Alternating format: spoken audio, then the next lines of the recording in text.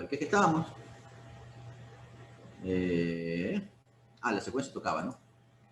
Muy bien. Vamos a hablar un poquito de la secuencia. Bueno, antes de poner el video de la secuencia como tal, hasta ahora los dos procedimientos moleculares que hemos visto, PCR convencional y PCR de tiempo real, a la final, como ustedes han visto, lo que hacen es amplificar un segmento determinado de ácido nucleico viral, ¿verdad? Que es justamente lo que vamos a detectar. No está grabando. Ah, verdad. Tengo un problema con eso de las grabaciones. Me olvido. A ver, ¿cómo es que esta cosa? Bueno, como les había dicho hasta ahora, los procedimientos moleculares que hemos visto, el PCR en tiempo real y el convencional, básicamente lo que hacen es amplificar un segmento de ácido nucleico y amplificarlo n cantidad de veces, que es lo que nosotros vamos a detectar. Y en dependencia si el equipo lo detecta, pues decimos que es positivo, y si no lo detecta, decimos que es negativo, ¿verdad? Más o menos de eso se trata. Ahora, existen otras técnicas moleculares, como la que vamos a ver ahorita, que es la secuenciación. ¿Cuál es la diferencia entre un proceso de PCR y una secuenciación nucleotídica? Es que cuando nosotros vamos a secuenciar, ¿sí?, tenemos diferentes maneras de poder secuenciar.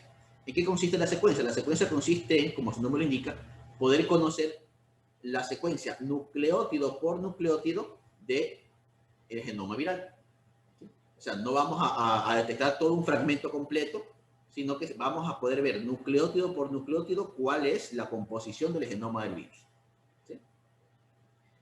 Ahora, esa composición nucleótido por nucleótido del genoma viral lo podemos hacer de un fragmento del genoma viral o de todo el genoma viral.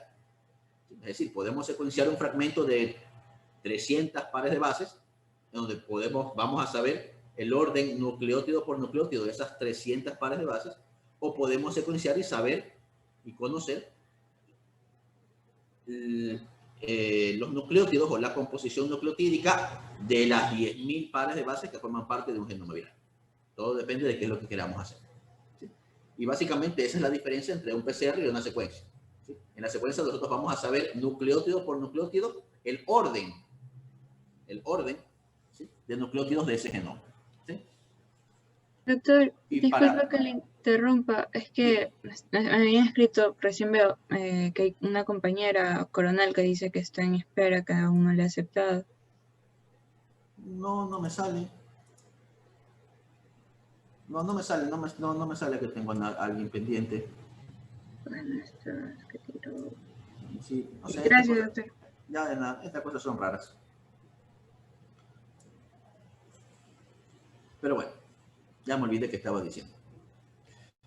¿Puede repetir, doctor, lo de la secuenciación, el concepto? La secuenciación lo que me permite es conocer el orden nucleótido por nucleótido de un fragmento o de todo un genoma viral. ¿Sí? Básicamente lo que me permite hacer eso. Y esa es su diferencia con el PCR. Ustedes saben que el PCR lo que hace es pedir un fragmento completo. ¿Sí? Y yo veo si el fragmento está o no está. Si solamente veo si está o no está, es en base al PCR convencional. Si cuantifico cuántas veces está, es en tiempo real. Pero en cambio, en la secuencia yo puedo saber el orden nucleótido por nucleótido, ¿sí?, de ese genoma viral. ¿Sí? Miren, ahorita ya me salió coronel. Ahora vamos a ver ya un poquito más a detalle en el video de qué se trata la secuenciación.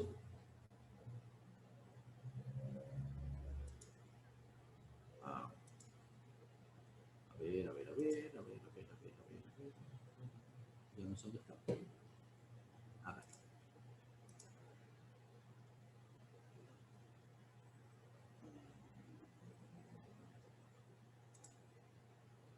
Ya. Ahora, hay algunos métodos de secuenciación nucleotídica. Vamos a ver el más sencillo de ellos, que es el método de secuenciación tipo Sanger. ¿Sí? El que vamos a ver ahorita. Secuenciación por método de Sanger. Para ilustrar esta metodología, imaginemos una secuencia de DNA de interés. A esta secuencia la colocaremos en una fuente de calor para poder desnaturalizarla. Si le otorgamos dirección a las hebras, tendremos una cadena codificante con nuestra secuencia de interés y una cadena molde o complementaria. Quedémonos de momento con la hebra complementaria. Para esta cadena, diseñaremos un primer específico. Naturalmente, haremos una reacción de polimerización usando una DNA polimerasa y DNTPs, entre otras cosas. Los DNTPs para esta metodología deberán presentar dos características importantes. La primera es que usaremos una variante de estas moléculas usando fósforo 32 u otro isótopo con radioactividad. Esto nos ayudará para la visualización en un gel. La segunda, y más importante para la secuenciación Sanger, es el uso de otra variante de molécula conocida como dideoxinucleótido. Como podrán observar, esta molécula tiene un hidrógeno en vez de un grupo OH en el carbono 3 de la ribosa. Tomemos una cadena complementaria y empecemos con la polimerización. La DNA polimerasa empezará a tomar DNTPs del medio para ir haciendo una nueva hebra de DNA hasta que se encuentra con un dideoxinucleótido. Tras colocarlo en la cadena, la polimerasa se detendrá y liberará la cadena. Si usamos un dideoxinucleótido de adenina en una concentración muy baja, en contraste con los DNTPs, podemos esperar que la polimerasa se detenga en 4 diferentes lugares de esta cadena. Esto formaría 4 hebras de diferentes tamaños. Suponiendo que esta sea la región subsecuente de unión al primer, podemos nombrar arbitrariamente a estos amplicones por el número de pares de bases que tienen. Esto podemos realizarlo con diferentes dideoxinucleótidos de todas las bases nitrogenadas del DNA.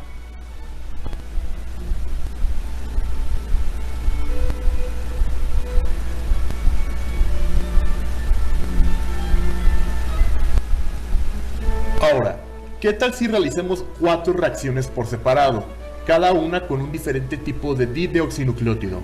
Dado que todos los amplicones difieren en tamaño, podemos usar un sistema de electroforesis en un gel de poliacrilamida para separar las cadenas por su peso molecular. La actividad de los isótopos nos dejará visualizar los resultados en una película de nitrocelulosa.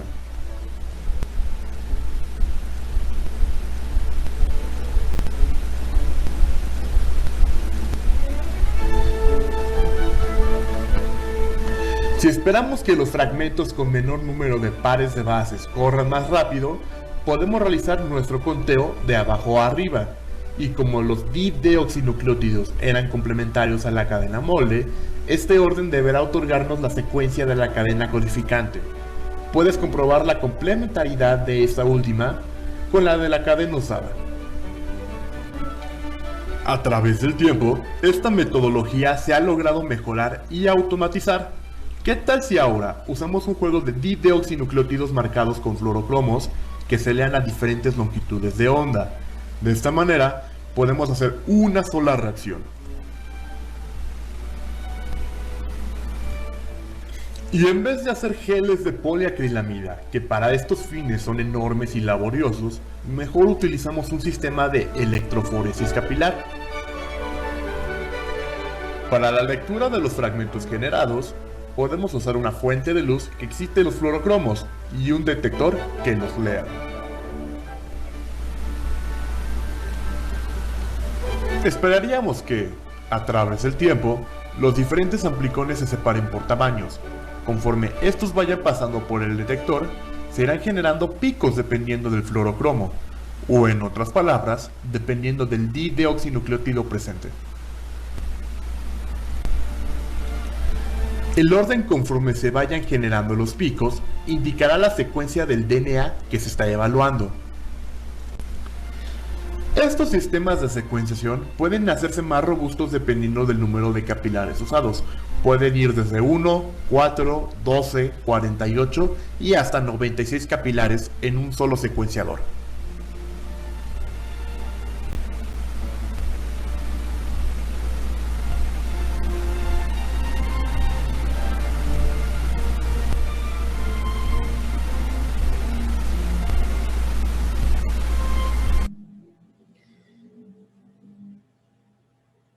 A ver, cuando hablamos de secuenciación, muy aparte de todo el procedimiento técnico como tal, que no vale la pena verlo porque sí es medio laborioso, básicamente ¿de qué se trata?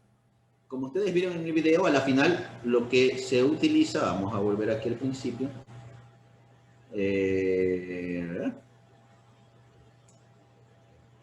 Acá.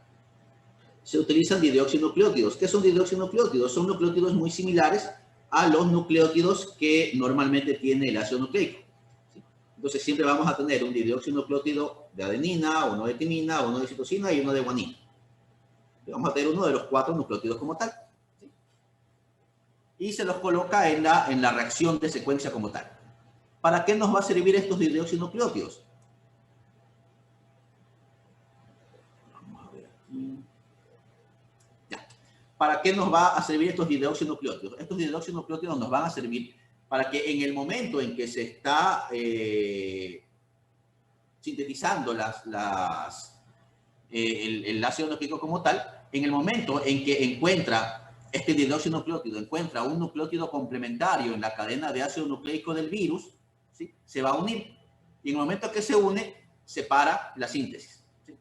Eso es lo que quiere decir aquí. Por ejemplo, mira, aquí tenemos un dihidróxido nucleótido de adenina. Y como ustedes saben, el nucleótido complementario de la adenina es la timina, ¿verdad? Entonces, cada vez que un dihidroxinucleótido se encuentre con una timina, se va a unir por complementariedad y va a parar la reacción. O sea, ya no se va a seguir sintetizando la cadena de ácido nucleico. No se lo detecta y para.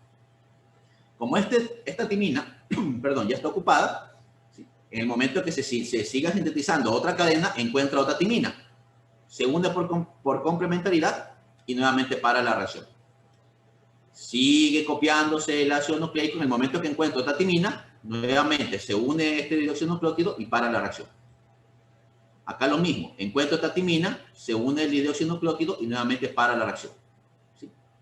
De tal manera que como hemos hecho esta detección, ¿qué estamos haciendo? Estamos detectando en todas las partes de este genoma viral donde hay timina. ¿Sí? Y así sucesivamente. Cada vez, por ejemplo, imagínense que en vez de adenina, no creo que hay más adelante. Difieren en tamaño.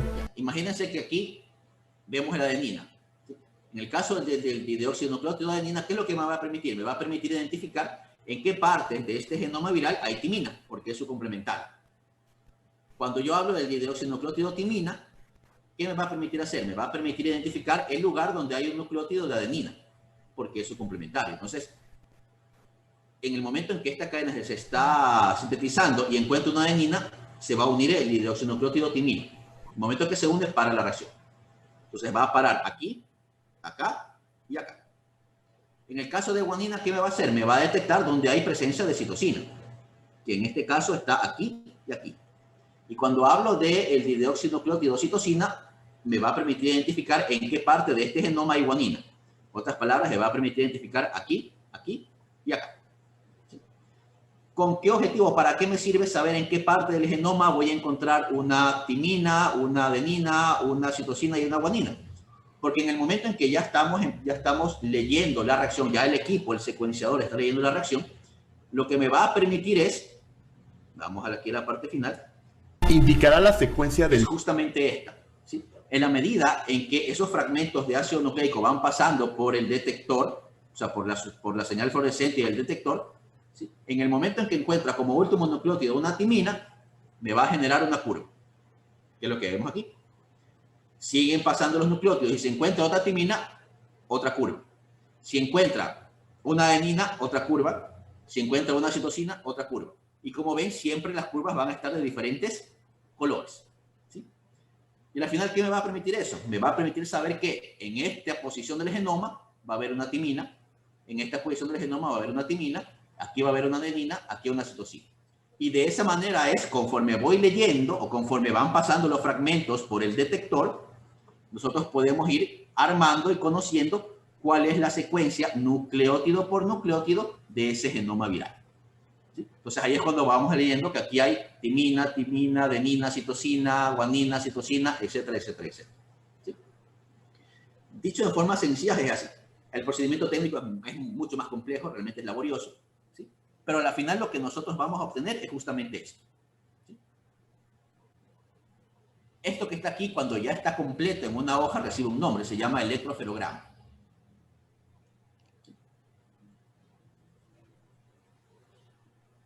Preguntas hasta ahí.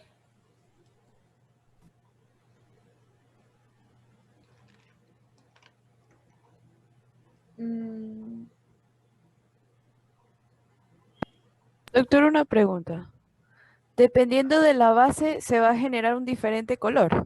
Sí, así es. Siempre es así así. es. Ah, ya. Ya O está sea, bien, por eso gracias. es que Ay. va a ser sencillo, entre comillas, ¿no? Poder identificar qué nucleótido es, porque bueno, esto es un esquema, ¿no? Pero si ya lo vemos en realidad, muy aparte de la diferenciación por colores, aquí abajito ya te dice cuál es el nucleótido. Igual ya lo vamos a ver ya en un reporte real.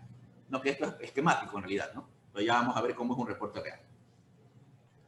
¿Alguna otra pregunta? Doctor, ¿y para qué os vamos a utilizar este método? Ya vamos a ver cuáles son sus aplicaciones. Este es cómo se hace. Ya vamos a ver para qué nos sirve esa información. Sí. ¿Sí? ¿Alguna otra pregunta? ¿No? Bueno, vamos a ver otro videito así muy rapidito. Bueno, rapidito entre comillas, son como 4 minutos. Bueno, que esto básicamente es un termosecador, un secuenciador como tal, para que vean cómo es el equipo. Hola, mi nombre es María Barreda y soy investigadora predoctoral en el área de las ciencias de la salud en la Universidad Católica de San Antonio de Murcia. Os voy a presentar el secuenciador de ADN que nos permite determinar la secuencia química de una secuencia de ADN de interés o de un gen de interés para células tanto de origen animal como vegetal, mediante la secuenciación. Por cierto, me olvidaba, todas estas técnicas moleculares que hemos visto, PCR convencional, tiempo real, secuenciación, obviamente aquí hablamos de virus, ¿no? Pero en realidad la tecnología la podemos utilizar para cualquier cosa. Sirve para virus, para bacterias, para hongos, para parásitos, sirve para genoma humano, sirve para genomas animales, genomas de plantas, ¿sí? Frutas, vegetales, o sea, la tecnología se aplica para cualquier cosa que tenga ácido nucleico, no solamente virus. No que aquí hablamos de virus porque obviamente hablamos de virología. Mediante electroforesis capilar basada en la metodología de Sanger, podemos determinar la secuencia nucleotídica de cualquier gen que sea de interés, tanto de origen animal como vegetal, de tal manera que podemos saber específicamente la secuencia nucleotídica en bases timina, citosina, adenina y guanina. Una de las aplicaciones que podría tener en el área de la agroalimentaria. No sé si se alcanzan a ver ahí, si ven todas estas curvas. ¿Sí? Todo esto que está aquí hay una curva, otra curva, otra curva, otra curva, otra curva. No se alcanza bien ver, no sé si alcanzan a apreciar bien las diferencias de color. Vamos a ver si lo hacemos mal. Creo que es lo mismo. Digo. Bueno, a la final no sé si se alcanzan a ver, pero cada uno de estos tiene colores diferentes. ¿Sí? Esto de aquí es una secuencia nucleotídica. Y cuando lo vemos de esta forma, es decir, cuando vemos nosotros las curvas, como les decía, eso se llama electroferograma. ¿Sí?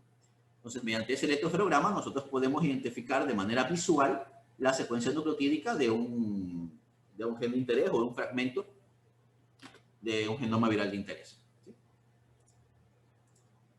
Sería determinar, por ejemplo, si un producto, por ejemplo, un zumo o cualquier otro producto de origen vegetal, contiene, por ejemplo, una especie o una línea pura del vegetal que nos interese. Por ejemplo, si estamos analizando un zumo, podemos saber si en ese zumo, por ejemplo, si es de naranja, si hay contaminación o hay trazas de otra especie, como por ejemplo podría ser la mandarina. De tal manera que podemos analizar el contenido en ADN de nuestro zumo, determinar mediante el analizador la secuencia nucleotídica y compararla con una línea patrón que conozcamos que sea una línea pura vegetal por ejemplo de naranja. Si encontramos diferencias, podemos incluso saber el origen de la línea contaminante o de la otra línea vegetal. Esto es aplicable para cualquier otro fruto, hortaliza o vegetal que queramos estudiar. A la hora de llevar a cabo el desarrollo de la técnica, básicamente lo que habría que hacer es tomar una muestra de ADN que queremos estudiar y si tenemos también una muestra de ADN de la línea vegetal que consideramos como patrón para poder compararla.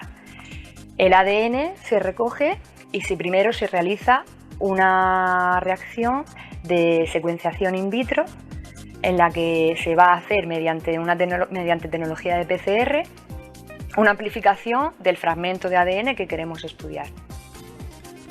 Finalmente, el producto final de esta PCR, en la que se ha producido una síntesis in vitro de ADN, se va a pasar por el secuenciador de electroforesis capilar, que lo que hace básicamente es separar por tamaño en estos capilares y mediante electroforesis por diferente tamaño los fragmentos que hemos ido amplificando.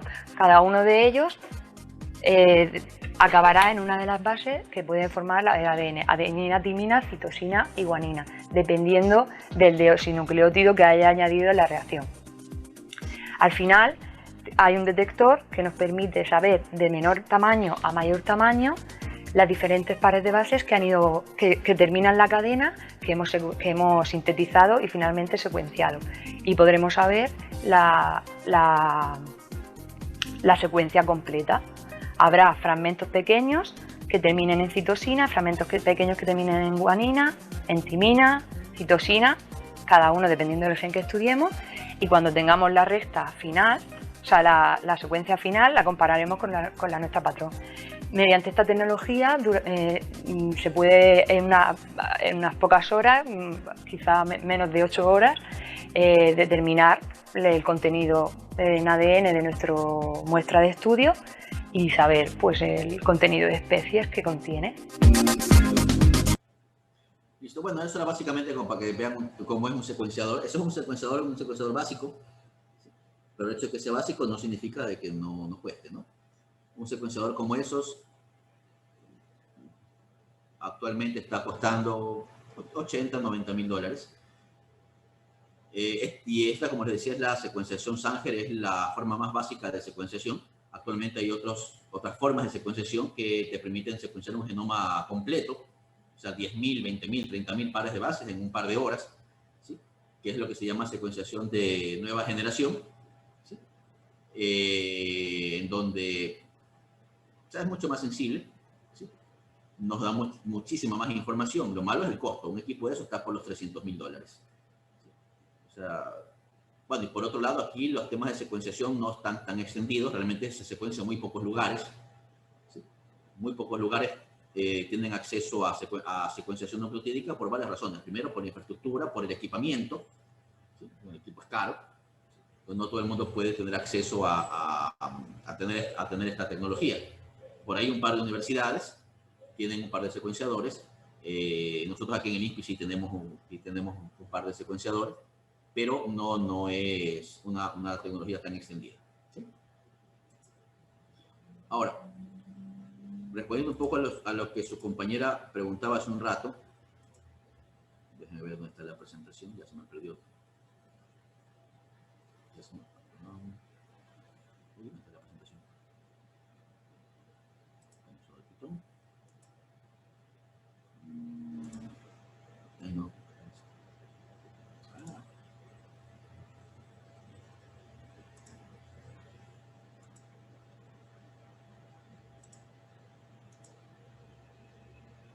No, ¿por qué no sale lo mismo?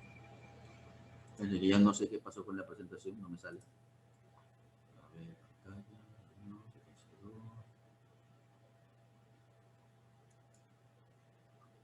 Ah, acá está. Estaba escondida. Ya.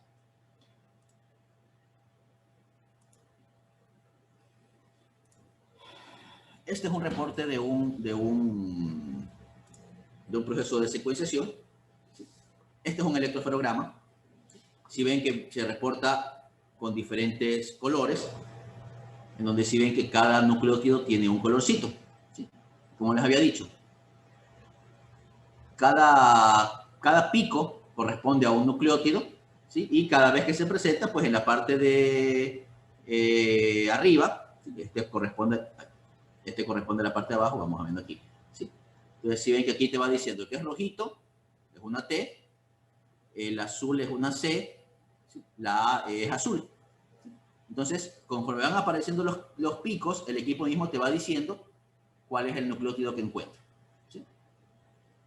Y como les decía, esto se llama electroferograma. Entonces, aquí nosotros podemos ver cuál es la secuencia. A, G, G, N. Aquí, ¿qué significa esa N? Esa N significa que aquí hay una mutación. ¿Sí? Entonces, esa mutación, como obviamente es algo que el equipo no lo lee tan claro, porque si se dan cuenta que aquí hay, justamente en esta zona, hay un pico verde, pero también hay un pico negro, ¿verdad? Entonces, cuando el equipo lee, el equipo no sabe si es que esto corresponde a una A o corresponde a una G, me parece que es el negro, no alcanzo a ver bien. Entonces, por eso lo pone N, porque no sabe exactamente qué nucleótido se trata. Entonces, ahí es que hay que entrar a empezar a analizar y revisar bien el electroferograma para empezar a editar la secuencia. De tal manera que al final de la edición, tú tienes la secuencia A, G, G, G, G, G, T, C, T, C, C, T, C, T, A, bueno, y así. Esa es la secuencia nucleotídica. ¿Para qué nos sirve toda esta información? Si se dan cuenta, como dije hace un momento, aquí hay una N, otra N, todos estos puntitos negros son zonas en las cuales el equipo, el software que hace estos análisis no lo interpreta adecuadamente. ¿Sí?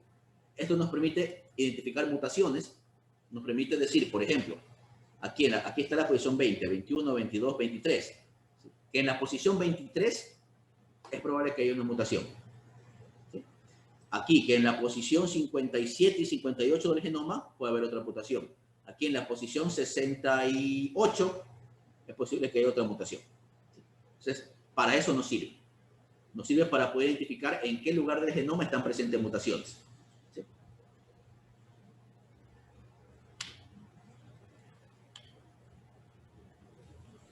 ¿Para qué también nos sirve?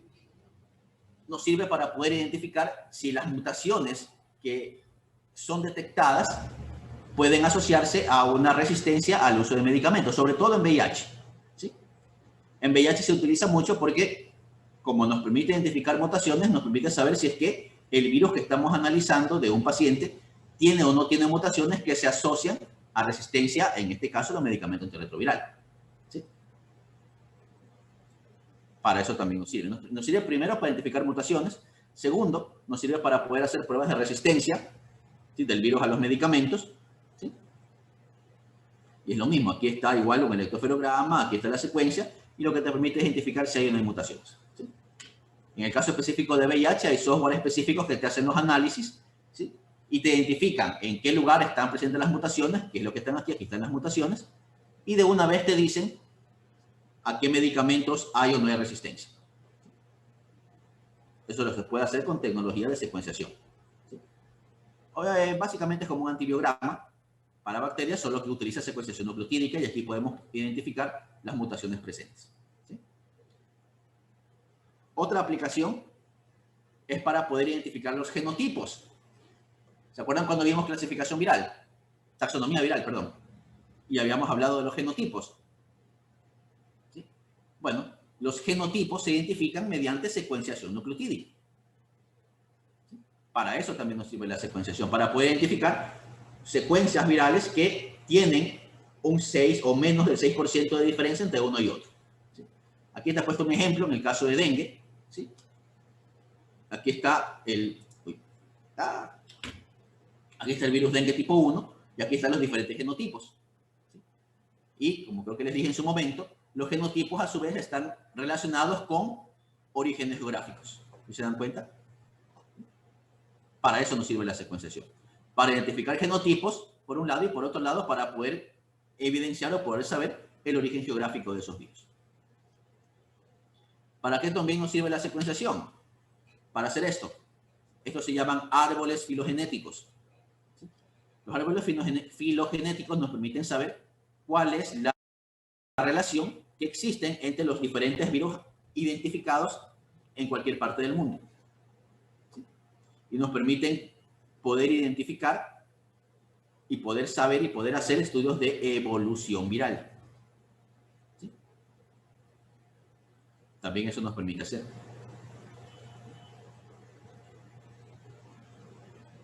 Bueno, y esto hablando de virus, ¿no? La secuenciación tiene otras aplicaciones, pero obviamente ligados a otras ramas, ¿verdad?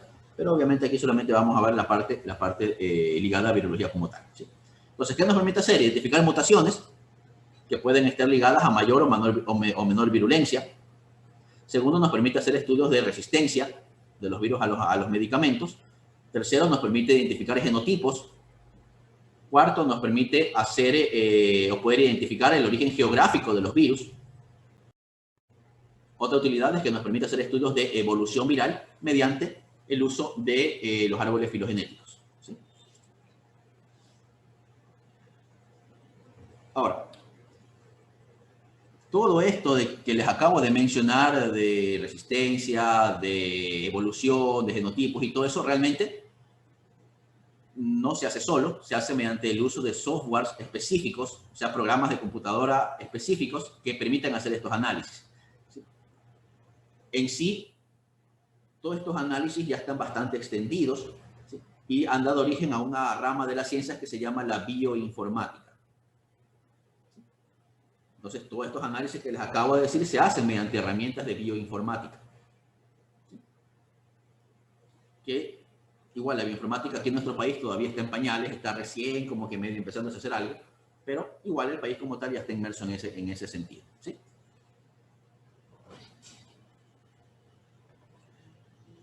¿Dudas, preguntas, comentarios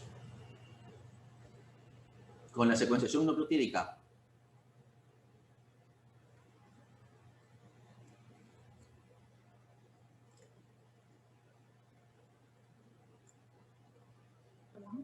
Doctor, y que todo eso entra en dirección, porque es altísimo. Sí, obviamente, si los Me estudios confunde de datos, todo, la verdad. obviamente tienen que... ¿Pero qué? Todos los videos. Hablo de los videos. Los videos están subidos. Y que eso también va. Obviamente, claro, no les voy a poner hagan un PCR, pues, ¿no? Pero obviamente los conceptos básicos se los tienen que saber, las ventajas, desventajas, utilidades, de ley lo tienen que saber. Porque obviamente todo eso va a servir para hacer diagnóstico. Ya a partir de la próxima clase, cuando empecemos a ver virus por virus, pues ahí vamos a ver para qué es que sirve toda esta cosa del PCR, la secuencia y todo eso. A la final, todos estos métodos de laboratorio son herramientas diagnósticas, son apoyos diagnósticos, como lo vimos en la primera clase cuando hablamos de diagnóstico como tal.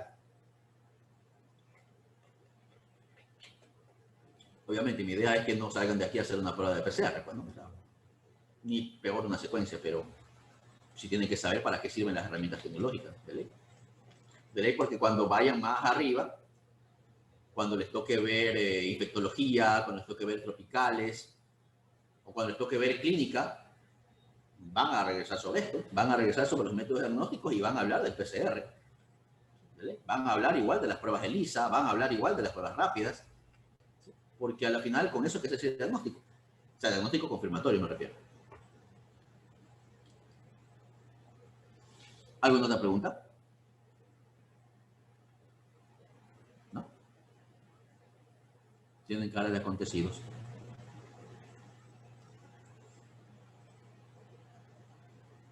Pero bueno, realmente todas estas cosas es mejor verlas en el laboratorio, porque se aprende mejor viendo y haciendo sobre todo. Pero bueno, esperemos que en algún rato se puedan tener estas tecnologías en la universidad como para hacer.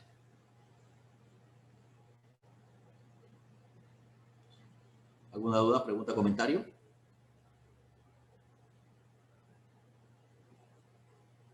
¿No? Bueno. Doctor, Sí. para la lección de la próxima clase, ¿también solo incluye esta clase o la anterior? Ah, la anterior también. Me olvidé de tomar la lección ahora que empezamos, así que entran las dos. ¿Sí? Obviamente. Sí, de nada. Bueno, ya falta un minuto. Se me quedaron unas cuantas diapositivas que igual las vamos a ver, que igual son importantes porque son conceptos que los van a ver, como son sensibilidad y especificidad, ligados a pruebas de laboratorio, que es importante que ustedes lo conozcan. Igual eso lo vamos a ver muy rapidito en la próxima clase, porque básicamente el grueso de la próxima clase ya va a ser retrovirus, me parece que es el primero, y vamos a hablar específicamente de VIH. ¿Sí? Bueno.